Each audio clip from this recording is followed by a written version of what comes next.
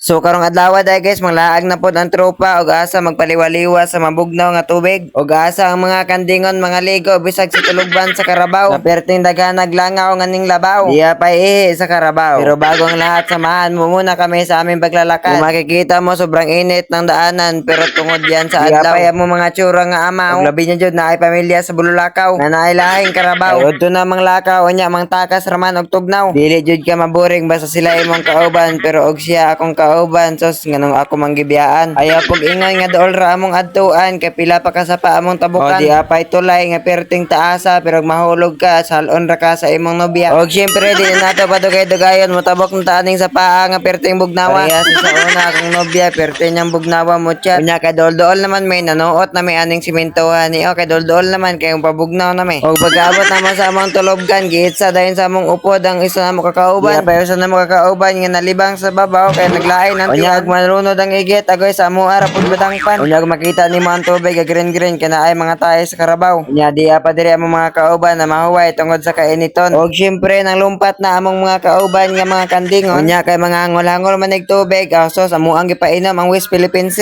taxi. Unya akong gisimutan akong kilikili og babaw na ba og pila na kasimana nga way laba. Unya diya na mga kandingon nangat-ngat sa babaw sa kampo. Unya na naginikapay pa sila mga lobot nga perting baho Unya kay tagalinawon man ni sila perting isuga mulumpat bisag unsang daluma. Pero dahil nagbinisaya na ako kailangan ko talaga magtagalog baka hindi maintindihan ng aking mga kasama. Og nagready na sila sa ilang paglumpat giunahan ni Bugoy og ning sunod naman si Alpahor. Mayo lang kay paglumpat niya maining salo niya tubig. Marami kasing gustong sumalo sa kanya kaso hindi siya inibig. So kung gusto niyo palang maligo dito free po ito kasi dinulubagan ito ng mga karabaw. Pero kung gusto niyo maligo mag-chat na kayo sa amin kasi pupuntahan natin ang lugar na ito. Sobrang fresh ang tubig dito lalo na pag naligo kayo ng jowa mo. Ang lalim ng ating karagatan, ating bagong swimming pool.